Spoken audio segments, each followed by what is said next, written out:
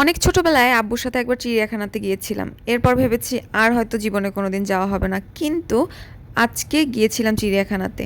চট্টগ্রামের most famous Faiz লেকের সাথেই চিড়িয়াখানা রয়েছে। ওখানে গিয়ে দেখি, ওমা, এখানকার সবাই তো আমার পরিচিত, আশেপাশের লোকজন, পাড়া প্রতিবেশী, কিভাবে সম্ভব?